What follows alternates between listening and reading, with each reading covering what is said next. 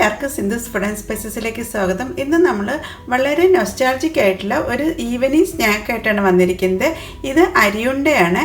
അപ്പോൾ അരിയുണ്ട തയ്യാറാക്കുമ്പോൾ ഞാൻ ഇതിൽ 2 ചേരുവകളും കൂടി ചേർത്തിട്ടുണ്ട്. അപ്പോൾ വളരെ ഹെൽത്തി ആയിട്ടും ടേസ്റ്റി ആയിട്ടും എങ്ങനെയാണ് അരിയുണ്ട തയ്യാറാക്കുന്നതെന്ന് നോക്കാം. അപ്പോൾ കുട്ടികൾക്കൊക്കെ വളരെ ഇഷ്ടപ്പെടുന്ന ഈ ഒരു അരിയുണ്ട നിങ്ങൾ ഇതുവരെ ട്രൈ ചെയ്തിട്ടില്ലെങ്കിൽ ഇതൊന്ന് ട്രൈ ചെയ്ത ശേഷം ഫീഡ്ബാക്ക് തരാൻ മറക്കരുത്. കൂടാതെ നിങ്ങൾ എൻ്റെ ചാനൽ ഇതുവരെ സബ്സ്ക്രൈബ് ചെയ്യാതെയാണ് കാണുന്നതെങ്കിൽ സബ്സ്ക്രൈബ് ചെയ്യാനും ഈ വീഡിയോ ഇഷ്ടപ്പെടുകയാണെങ്കിൽ ലൈക്ക് ചെയ്യാനും കമൻറ്റ് ചെയ്യാനും അതുപോലെ ഫാമിലിക്കും ഫ്രണ്ട്സിനൊന്നും ഷെയർ ചെയ്യാനും മറക്കരുത്. Thank you. അപ്പോൾ ഇനി വീട്ടിലുള്ള ചേരുവകൾ വെച്ച് തന്നെ നമുക്ക് ഒരു ഈവനിങ് സ്നാക്ക് കുട്ടികൾക്ക് തയ്യാറാക്കി കൊടുക്കാൻ പറ്റുന്നതാണ്. അപ്പോൾ വളരെ സോഫ്റ്റ് ആയിട്ടുള്ള ഈ അരിയുണ്ട എങ്ങനെ തയ്യാറാക്കുന്നതെന്നുള്ളത് നോക്കാം. അപ്പോൾ അരിയുണ്ട തയ്യാറാക്കാൻ വേണ്ടിയിട്ട് ഞാനിവിടെ 1 കപ്പ് മട്ടരിയാണ് എടുത്തിരിക്കുന്നത്. ആദ്യം നമുക്കിത് 1-2 പ്രാവശ്യം ഒന്ന് കഴുകിയെടുക്കാം. കാരണം അരിയിൽ നന്നായി പൊടിയും ചളിയൊക്കെ ഉണ്ടായിരിക്കുന്നതാണ്. അപ്പോൾ 2-3 പ്രാവശ്യം നന്നായി ഒന്ന് കഴുകിയെടുത്ത് കഴിഞ്ഞിട്ട് വേണം നമുക്കിത് ഡ്രൈ റോസ്റ്റ് ചെയ്തെടുക്കാൻ. വെള്ളം തെളിയുന്ന വരെ നമുക്ക് ഇതൊന്ന് കഴുകിയെടുക്കാം. അങ്ങനത്തെ അരി ഒരു 3 പ്രാവശ്യം കഴുകിയെടുത്തിട്ടുണ്ട്. വെള്ളമൊക്കെ നന്നായി തെളിഞ്ഞ് വന്നിട്ടുണ്ട്. ഇനി നമുക്കതൊന്ന് സ്ട്രെയിൻ ചെയ്ത് വയ്ക്കാം. കംപ്ലീറ്റ് വെള്ളം മാറുന്നതിന് വേണ്ടിയിട്ട് സ്ട്രെയിനറിലേക്ക് മാറ്റിയിട്ടുണ്ട്. ഒരു 10 തൊട്ട് 15 മിനിറ്റ് വരെ നമുക്കിതിങ്ങനെ ഒന്ന് റെസ്റ്റ് ചെയ്യാൻ വയ്ക്കാം. അതിന് ശേഷമാണ് നമുക്കത് ഫ്രൈ ചെയ്തെടുക്കേണ്ടത്. അരി റോസ്റ്റ് ചെയ്യുന്നതിന് വേണ്ടിയിട്ട് ഞാനൊരു കാസ്റ്റ് അയണിൻ്റെ കടായിയാണ് വെച്ചിരിക്കുന്നത്. ഇതിലേക്ക് നമുക്ക് കഴുകി ക്ലീൻ ചെയ്തിട്ടുള്ള സ്ട്രെയിൻ ചെയ്തിട്ടുള്ള അരിയാണ് ചേർക്കേണ്ടത്. ഇനി ഒരു മീഡിയം ഫ്ലെയിമിലാണ് ഡ്രൈ റോസ്റ്റ് ചെയ്തെടുക്കേണ്ടത്. അപ്പോഴേക്കും അരിമണിയൊക്കെ നന്നായി ഒന്ന് പൊട്ടി വരുന്നത് കാണാം. ആ ഒരു രീതിയിലാവുന്നവരെയാണ് നമുക്കിത് റോസ്റ്റ് ചെയ്യേണ്ടത്. അരി ഒന്ന് പൊട്ടി വരാൻ കുറച്ച് സമയം എടുക്കുന്നതാണ്. അതുവരെ നമ്മളിങ്ങനെ ഇളക്കിക്കൊണ്ട് തന്നെ ഇരിക്കണം. എങ്കിലാണ് എല്ലാ ഭാഗത്തേക്കും ഒരേപോലെ ചൂടൊക്കെ തട്ടുള്ളൂ. വൈകുന്നേരങ്ങളിൽ ചായയുടെ കൂടെയോ അതല്ലെങ്കിൽ സ്കൂൾ വിട്ട് വരുമ്പോൾ കുട്ടികൾക്കൊക്കെ കൊടുക്കാൻ പറ്റിയിട്ടുള്ള നല്ലൊരു ഈവനിങ് സ്നാക്കാണ് ഈ അരിയുണ്ട. അരി റോസ്റ്റ് ചെയ്യുമ്പോൾ തന്നെ നമുക്ക് ഇതിലേക്ക് ഏലക്ക ചേർക്കാം. ഞാനിവിടെ ഇപ്പോൾ 4 ഏലക്കയാണ് ചേർത്തിരിക്കുന്നത്. നിങ്ങളുടെ കയ്യിൽ ഏലക്ക പൊടി ഉണ്ടെങ്കിൽ ഏലക്ക പൊടി ചേർത്താലും മതി. അത് പൊടിക്കുമ്പോൾ ചേർത്താൽ മതി. അങ്ങനത്തെ നമ്മുടെ അരിമണിയൊക്കെ പൊട്ടുന്ന സൗണ്ട് കേൾക്കുന്നുണ്ട്. എല്ലാ അരിമണിയും പൊട്ടുന്ന രീതിയിൽ നമുക്ക് ഫ്രൈ ചെയ്തെടുക്കാം. അതിന് ശേഷമാണ് നമുക്കത് പാത്രത്തിലേക്ക് മാറ്റേണ്ടത്. ഇതിൽ തന്നെ ഇരുന്നിട്ടുണ്ടെങ്കിൽ അരിയൊക്കെ കരിഞ്ഞു പോവുകയുള്ളൂ.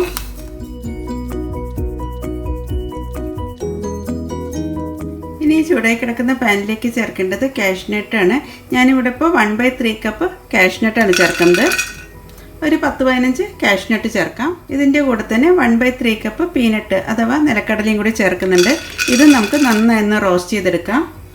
ഇതുപോലെ കാഷ്നട്ടും പീനട്ടൊക്കെ ചേർത്ത് അരിയുണ്ട തയ്യാറാക്കുമ്പോൾ നല്ലൊരു ടേസ്റ്റ് ആയിരിക്കും കിട്ടുന്നത്. അതുപോലെ തന്നെ പ്രോട്ടീൻ്റെ അളവും എല്ലാം കുട്ടികൾക്ക് കിട്ടുന്നതാണ്.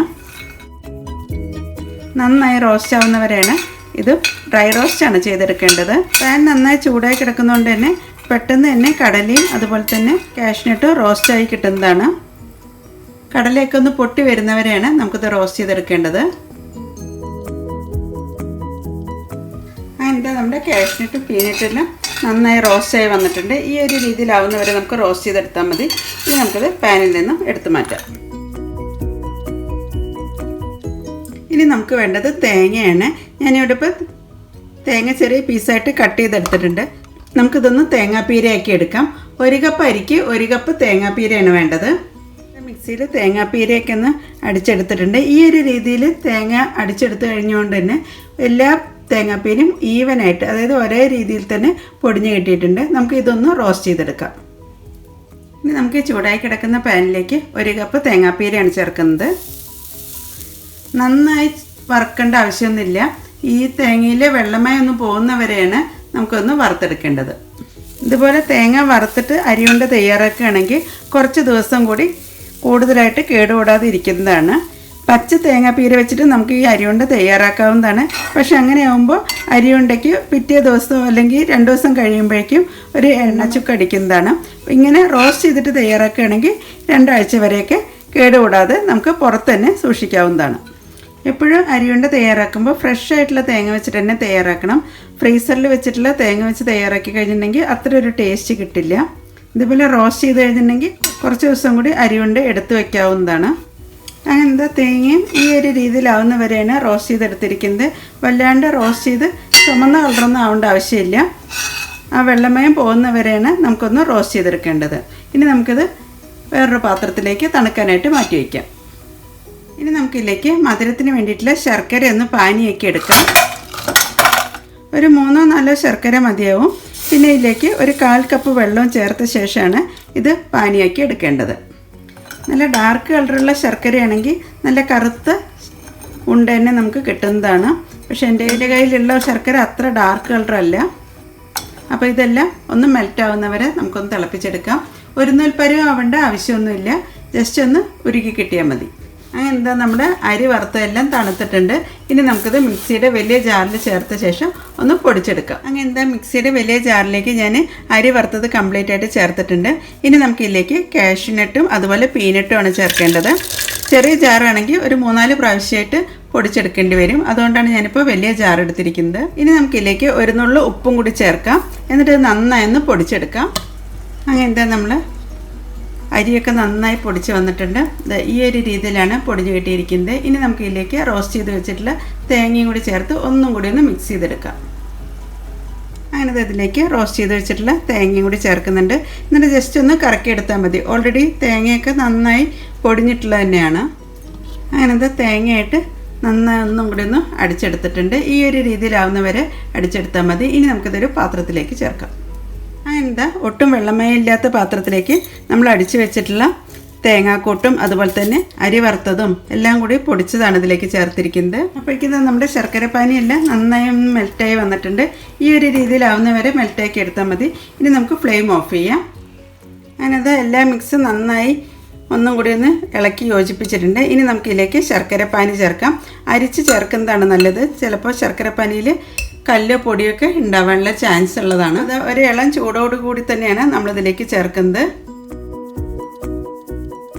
പകുതി ചേർത്ത ശേഷം ഒന്ന് മിക്സ് ചെയ്ത് യോജിപ്പിച്ചിട്ട് വേണം ഇനി വേണമെന്നുള്ളത് നോക്കിയിട്ട് ചേർക്കാൻ.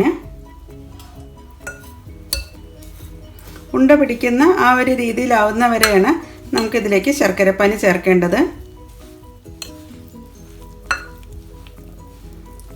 ഈ ഒരു പരുവം ആയി കിട്ടിയാൽ മതി. ഇളം ചൂടോടുകൂടി തന്നെ ഉണ്ട പിടിക്കണം. ഇനി നമുക്ക് ഓരോ ഉണ്ടയായിട്ട് ഉരുട്ടിയെടുക്കാം. നന്നായി പ്രസ് ചെയ്തിട്ട് വേണം ഉരുട്ടിയെടുക്കാൻ. ഈ ഒരു രീതിയിലാണ് ഉരുട്ടിയെടുക്കേണ്ടത്. ഒരു ഇളം ചൂടോടുകൂടി തന്നെ ഉരുട്ടിയെടുക്കുകയാണെങ്കിൽ നല്ല പെർഫെക്റ്റ് ആയിട്ട് തന്നെ ഉരുണ്ട് കിട്ടുന്നതാണ്. പ്രത്യേകിച്ച് ശർക്കര വെച്ചിട്ടുള്ള സ്നാക്കൊക്കെ തയ്യാറാക്കുമ്പോൾ പിറ്റേ ദിവസം ആകുമ്പോഴേക്കാണ് കുറച്ചും കൂടി ടേസ്റ്റ് കിട്ടുക. അങ്ങനെ ഈ ഒരു രീതിയിലാണ് നമ്മൾ ഉണ്ട ഉരുട്ടിയെടുക്കുന്നത്. ഇതുപോലെ ബാക്കിയുള്ള ഉരുളിയും ഒന്ന് ഉരുട്ടിയെടുക്കട്ടെ. അങ്ങനെ നമ്മൾ ഉണ്ടകളൊക്കെ ഉരുട്ടി കഴിഞ്ഞിട്ടുണ്ട്. ഈ ഒരു സമയത്ത് നമുക്കൊരു 22 ഉണ്ടയാണ് കിട്ടിയിരിക്കുന്നത്.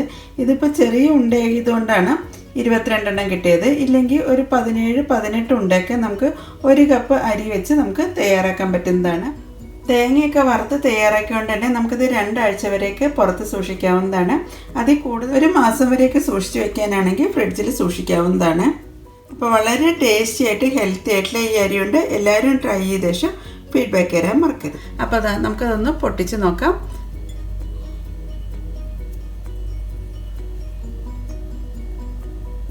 അപ്പോൾ നിങ്ങൾ ഇതുവരെ ഈ ഒരു രീതിയിൽ ട്രൈ ചെയ്തിട്ടില്ലെങ്കിൽ ഇതൊന്ന് ട്രൈ ചെയ്ത ശേഷം ഫീഡ്ബാക്ക് തരാൻ മറക്കരുത്. Thank you.